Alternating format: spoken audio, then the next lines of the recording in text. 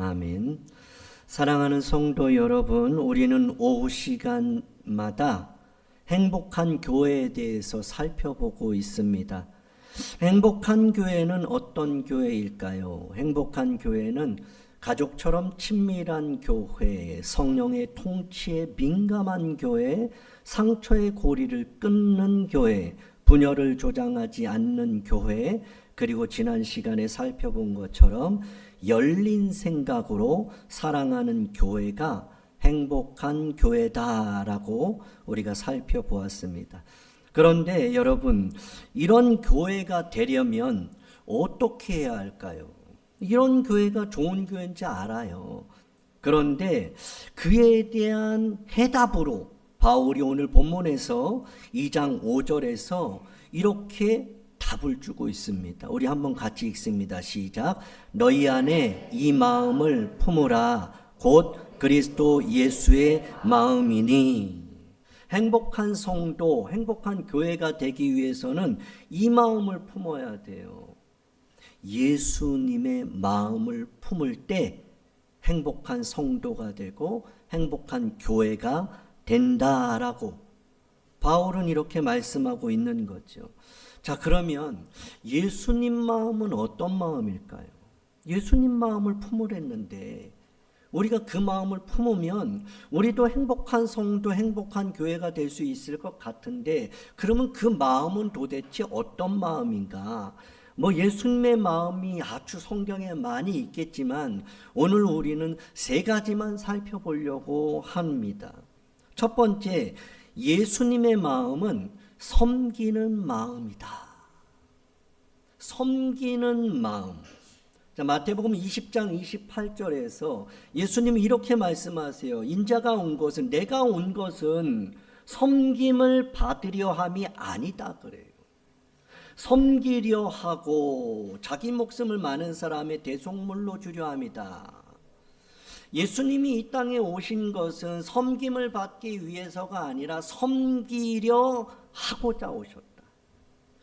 여러분, 하나님께서 우리를 이 낙산교에 보내셨어요. 그래서 우리는 오늘 거룩한 주일에 이 낙산교에 왔어요.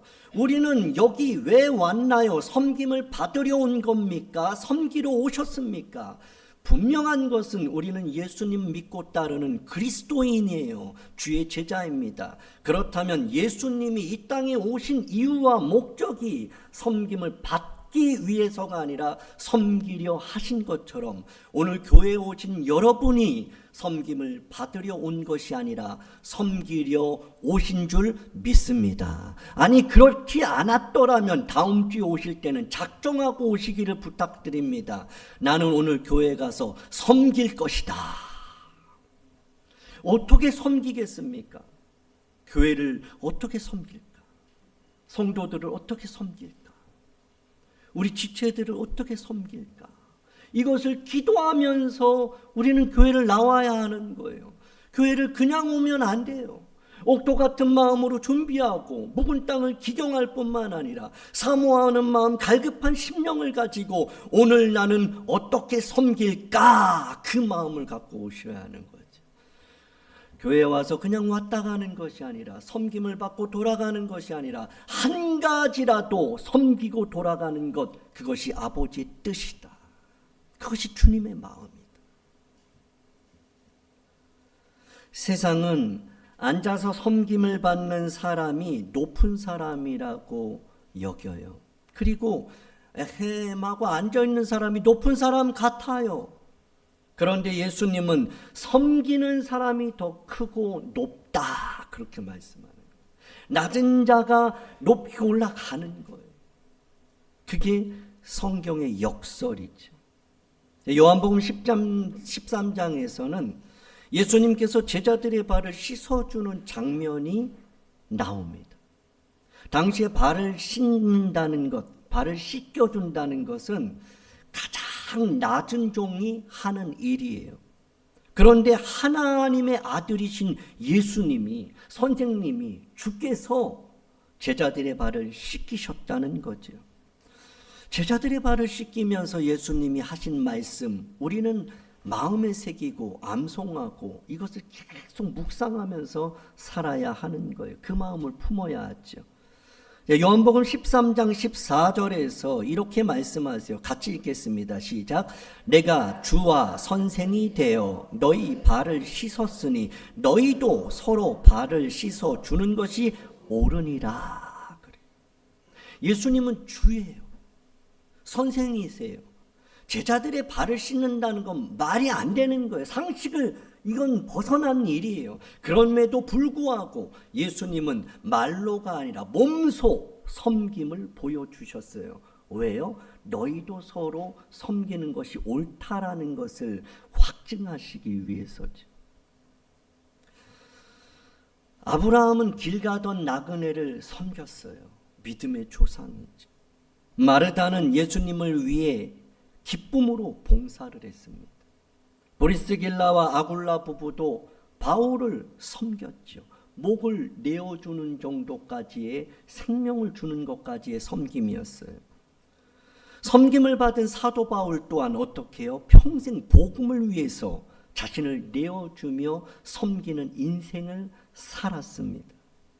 바울은 고린도전서 9장 19절에서 이렇게 말해요. 내가 여러 사람에게 종이 된 것은, 바울은 아주 그 학자예요. 가말리엘 문화에서 아주 뛰어난 그 공부를 한 사람입니다. 그 바리새인 중에 바리새인이라고 말하죠. 열심으로는 특심 있는 사람이에요. 교사예요. 그런데 그가 종이 됐어요. 그가 왜 일부러 종이 된 이유가 뭐냐면 더 많은 사람을 얻기 위해서예요. 그가 종이 된 이유는 딱 하나예요. 더 많은 사람을 믿게 하기 위해서예요. 베드로전서 4장 10절에 이렇게 말씀해요. 각각 은사를 받은 대로 하나님의 여러 가지 은혜를 맡은 선한 청지기 같이 서로 봉사하라. 서로 봉사하라. 봉사하는 그 마음, 청지기의 마음을 가져야 우리가 행복한 공동체를 세울 수 있다. 이렇게 성경은 반복하여 말씀하죠. 자, 어느 날 밤에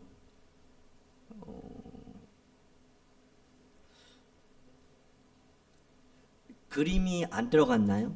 제가 나중에 보낸 거 그거를 올리셔야 될 것 같아요. 그림 있는 거 혹시 있습니까? 자, 어느 날 밤에 시장통에 좁은 길 한가운데 큰 돌이 이렇게 놓였어요.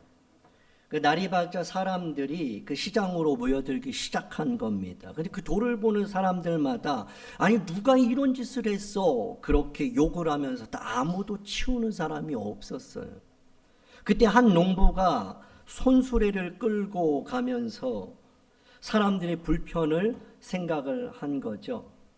그래서 힘들지만 그 수레에 그 돌을 실어서 이 농부가 치웠습니다. 그런데 놀라운 일이 일어난 거예요. 그 돌 밑에 금 100냥과 왕의 친서가 있었던 겁니다. 그 편지에는 이렇게 적혀 있었던 거예요. 이 금은 이 돌을 치운 사람의 것이다. 사람들은 돌이 있는 것 보고 불평만 해요. 누가 이렇게 여기다 이건 놔뒀어. 치우질 않아요. 욕을 하고.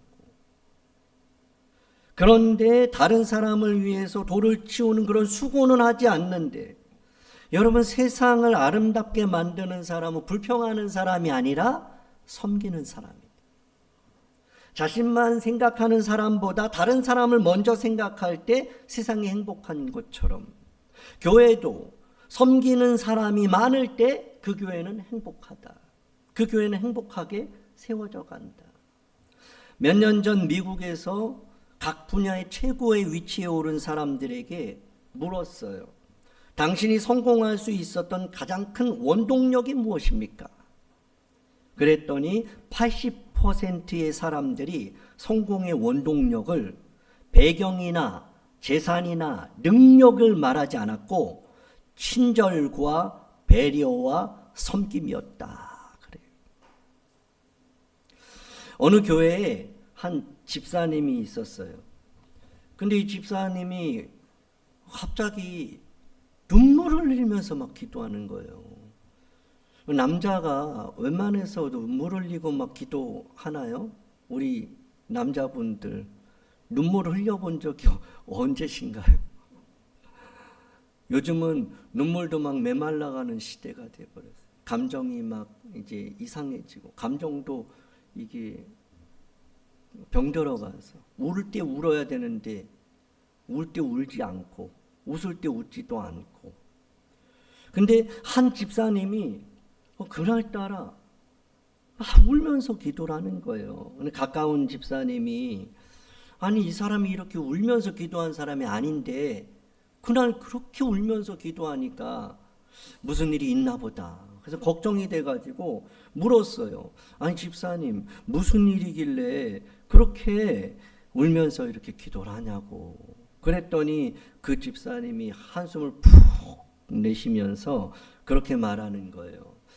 얼마 전에 아내와 심하게 다투었대요. 그래서 한 달 동안 서로 말을 하지 않기로 했대요. 근데 그 날이 오늘이래요. 그러니까 이제 또 싸울 일 생각하니까 눈물이 나는 거예요. 한 달 동안 말 안 하기로 했는데 한 달 동안 엄청 편했던 거예요. 네. 아니 무슨 말만 하면 싸우니까 이제 말하지 마. 한 달 동안 당신하고 말 안 해. 그래 좋아. 우리 말 안 하기로 해. 딱 그랬는데 그날이 온 거예요. 한 달이 지나고. 그러니까 이 사람이 눈물로 기도를 하는 거예요. 공감이 되시나요? 공감이 되면 그 정상이에요. 어느 가정도 그런 가정 다 있어요. 아닌 가정은 참 복된 가정이라도 할 수 있고, 저도 이 이야기 들으면서 와 공감되던데요. 제가 그렇다는 게 아니에요. 공감이 된다는 거죠. 여러분, 그러면서 평화롭고 행복한 한 달이 오늘로 끝나기 때문이다 이런 얘기를 했다는 거예요. 여러분, 많은 사람들이 배우자를 바꾸려고 노력을 해요. 그런데 여러분, 배우자는 바꿀 대상이 아니라 섬겨야 할 대상이에요.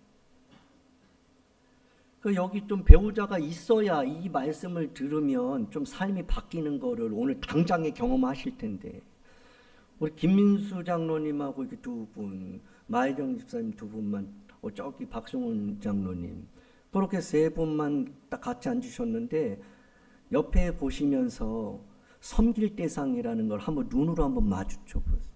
네. 그리고 옆에 있는 성도들을 바라보면서 이 사람은 바꿀 대상이 아니라 섬겨야 할 대상이라는 눈빛, 사랑의 눈빛을 한번 날려보세요.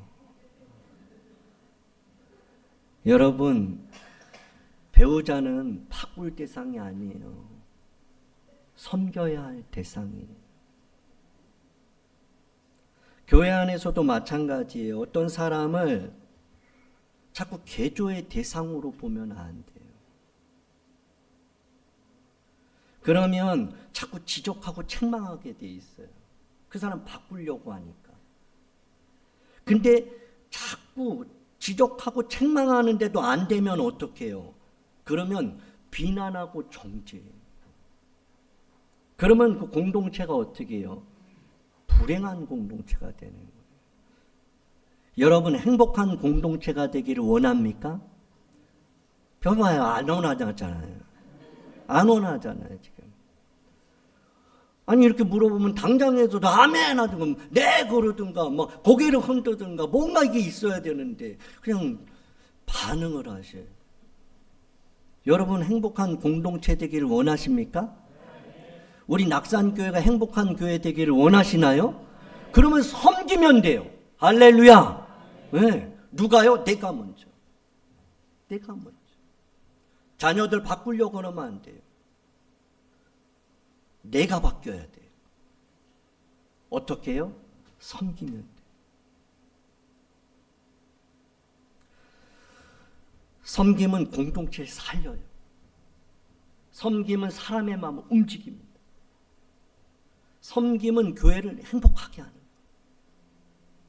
예수님의 마음을 품고 어떻게 해요? 서로 섬길 때 우리는 행복한 성도가 될 뿐만 아니라 우리는 행복한 교회를 세워갈 수 있는 줄 믿으시기 바랍니다. 옆 사람에게 저는 이제 섬기는 자 되기로 작정하겠습니다. 시작. 당신도 그러니 섬기는 자가 되십시오. 시작. 여러분, 이렇게 말하는 건 너무 중요해요. 듣는 거 너무 중요하고 내 입으로 말하는 게 너무 중요해요. 왜냐? 사람은 들은 대로 말한 대로 살게 돼 있어요. 말에 힘 있는 거예요. 말한 대로 되는 거예요. 그래서 이 가데스 바네아에서 그 사람들이 밤새 원망하고 막 울고 불평하니까 하나님 뭐라 그래요? 내 귀에 들린 대로 행하리라 그랬어요. 여러분, 하나님께서 나는 섬기는 자로 작정했습니다.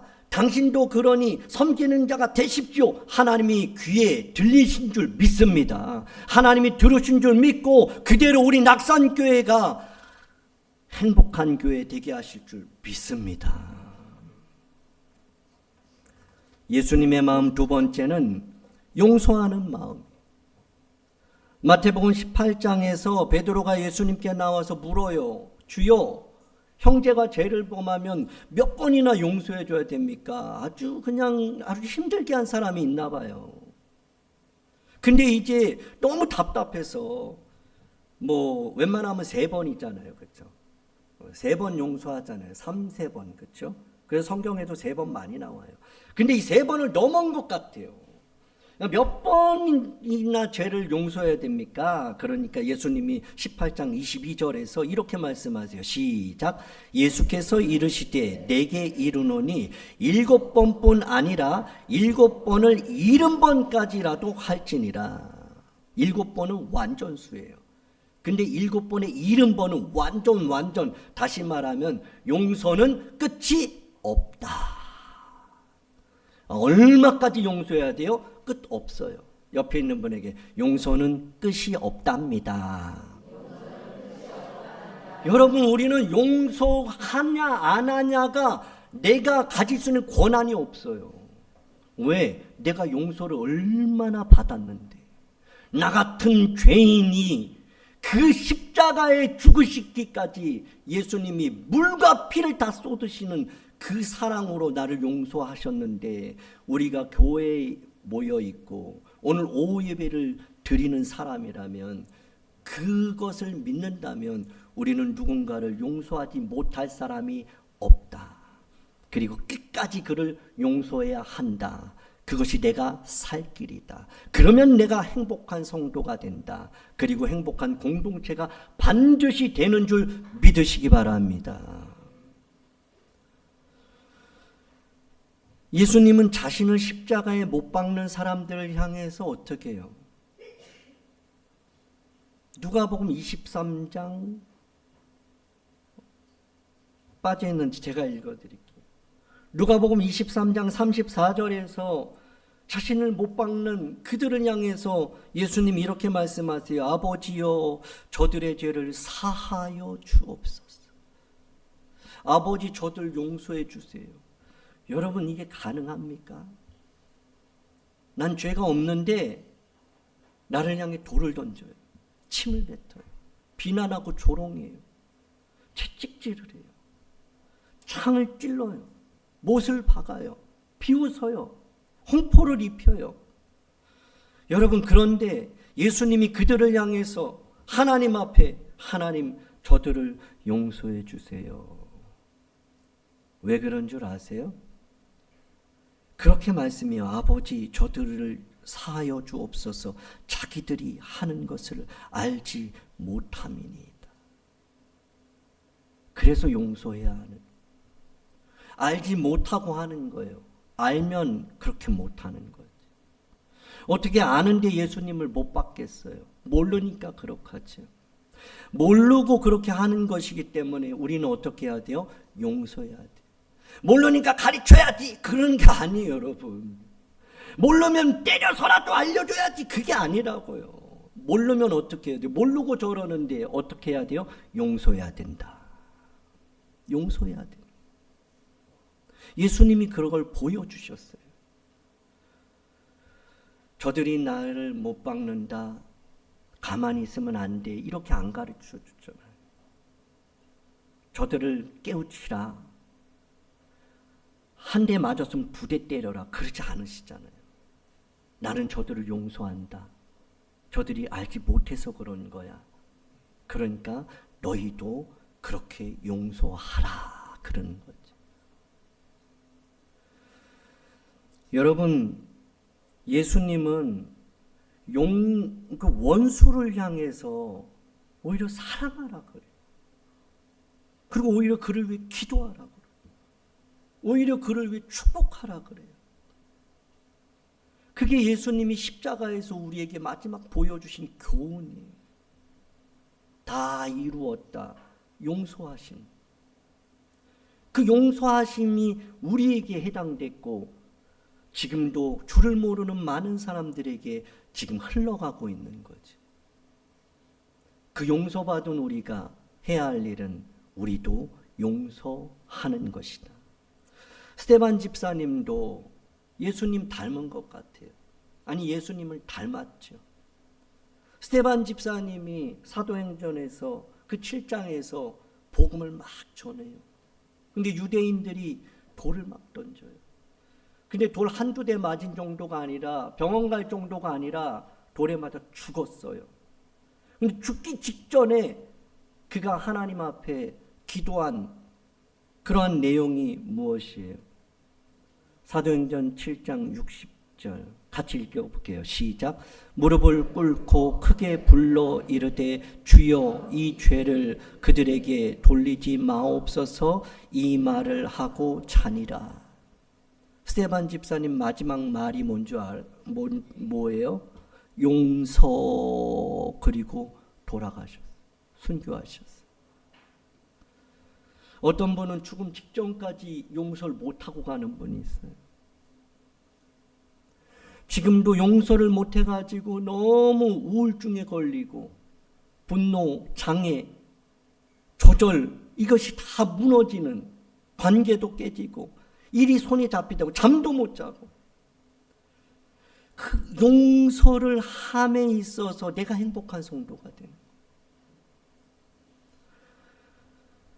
요셉의 형들은 요셉을 미워하고 웅덩이에 빠뜨렸어요. 그리고 그 동생을 애굽의 노예로 팔아버렸어요.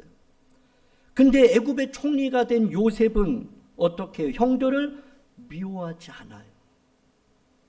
그 형들에게 복수의 칼날을 갈지 않아요.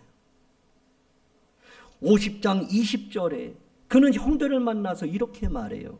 당신들은 나를 해하려 하였지만 하나님은 그것을 선으로 바꾸셨습니다. 오늘과 같이 많은 사람의 생명을 구원하게 하셨습니다. 여러분, 누가 나를 해해도 괜찮아요. 우리가 용서해야 될 이유가 있어요. 왜냐하면 그가 나를 해하려 할지라도 하나님이 그걸 선으로 바꾸신다. 여러분, 누가 나한테 뭐라 그래도 그 너무 신경 쓰지 마세요. 나를 힘들게 하고 나를 원망하고 나를 비난해도 그거 생각 별로 할 필요 없어요. 거기 집중하면 나도 똑같이 그렇게 할 수밖에 없어요. 그런데 이 말씀을 붙드셔야 돼요. 나를 해하려 할지라도 하나님이 가만히 있지 않으신다. 오늘 오전에 말씀 우리가 본 것처럼 하나님은 전쟁에 능하신 강한 용사세요. 그렇기 때문에 악을 손으로 바꾸시는 그런 하나님인 것을 믿고 우리가 그래야 용서가 돼요.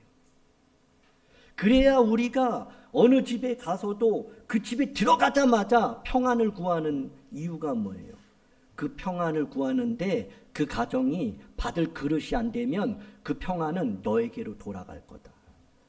이건 그러니까 무조건 해야 되는 거예요. 여러분, 어느 가정에 가서 그 가정을 위해서 내가 받고 싶은 만큼 쏟아 축복을 하세요. 여러분, 그가 받으면 나에게는 더 큰 복이 있는 줄 믿으시기 바랍니다. 그가 안 받아도 나한테 오는데 그가 받으면 하나님은 그가 복을 받게 하신 나를 가만두지 않으세요. 그러니까 이건 무조건 축복을 하는 거예요.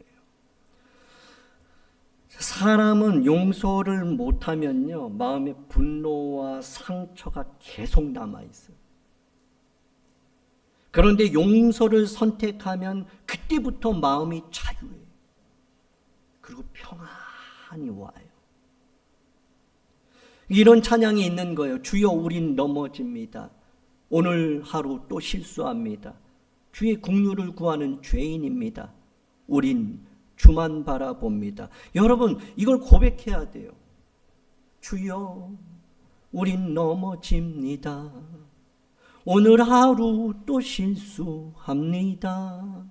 주의 긍휼을 구하는 죄인입니다. 우린 주만 바라봅니다. 우린 실수할 수 있어요. 옆에 있는 분에게 나요, 실수할 수 있습니다. 여러분, 그러니까 옆에 있는 분이 좀 실수했다고 어떻게 그럴 수가 있어 이러면 안 돼요. 아, 그럴 수 있지. 우린 연약하지. 우린 주의 긍휼을 구하는 죄인이지. 넘어질 수 있어.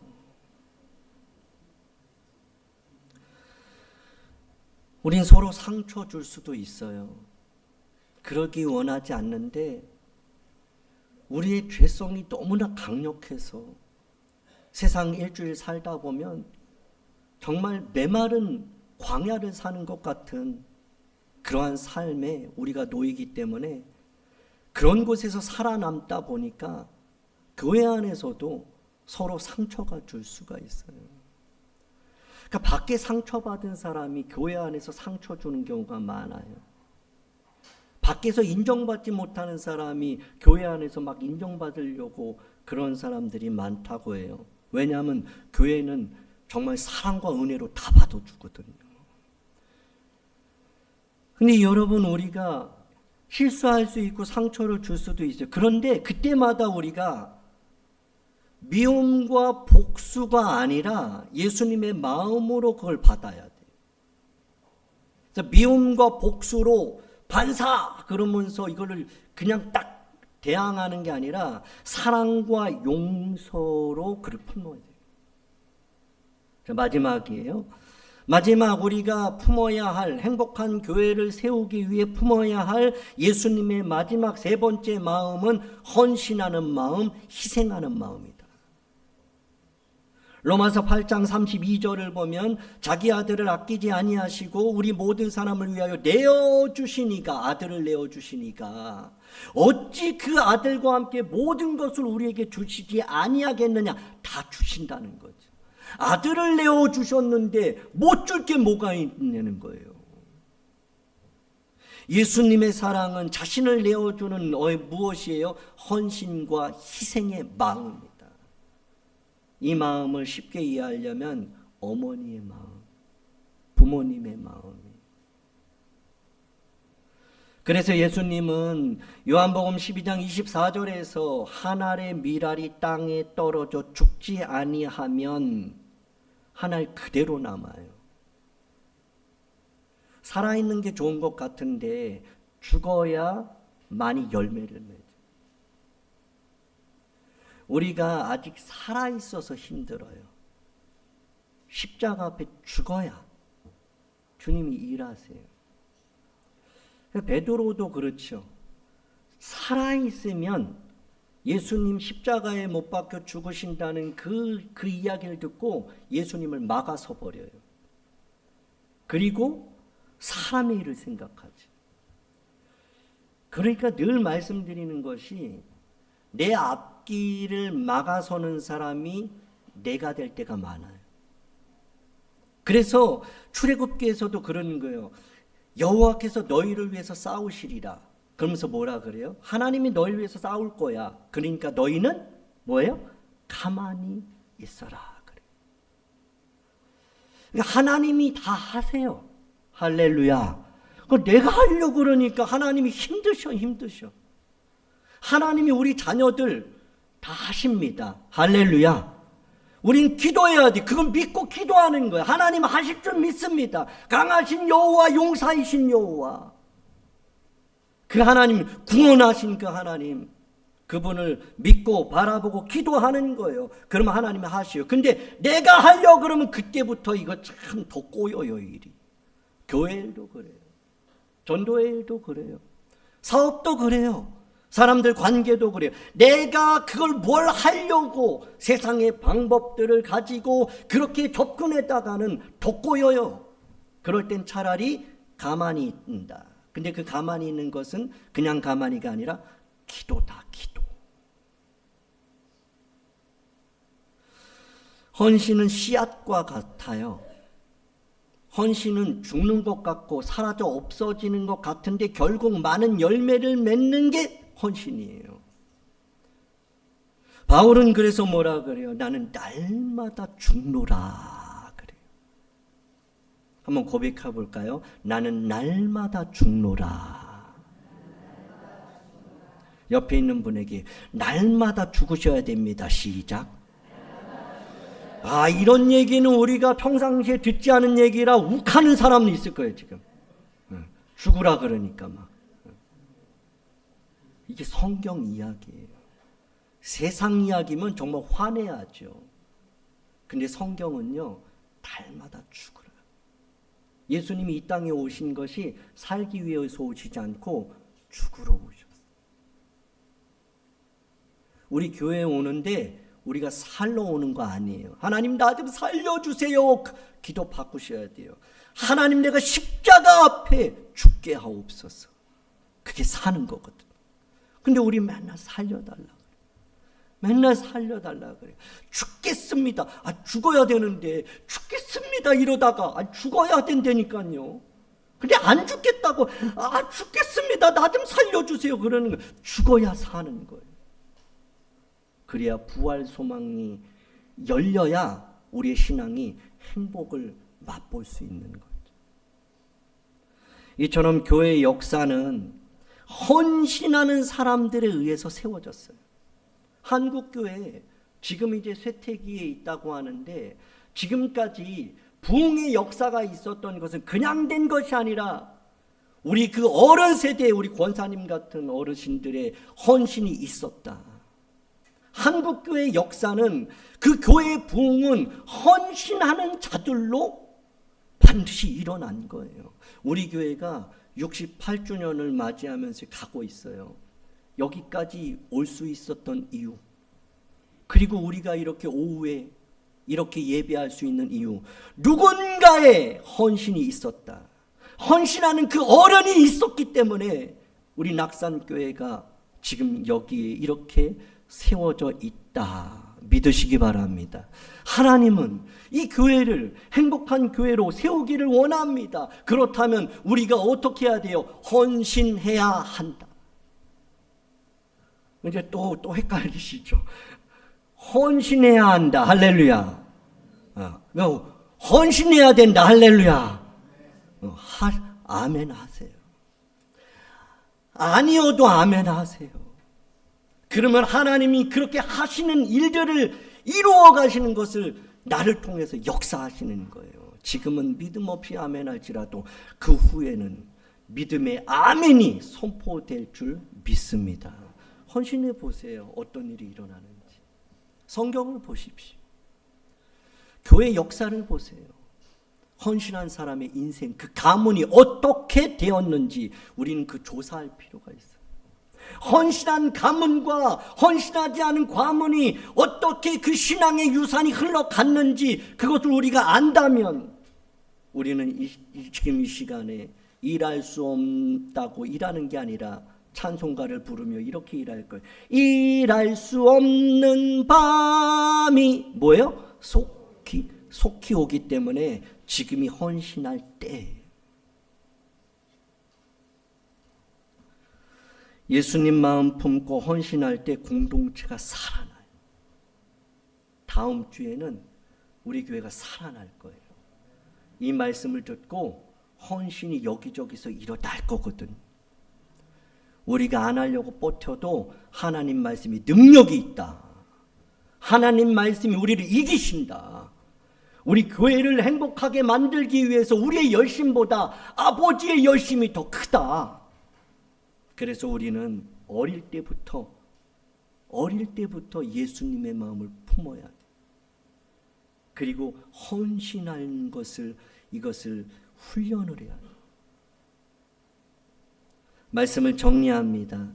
행복한 교회는 예수님의 마음을 품는 교회예요.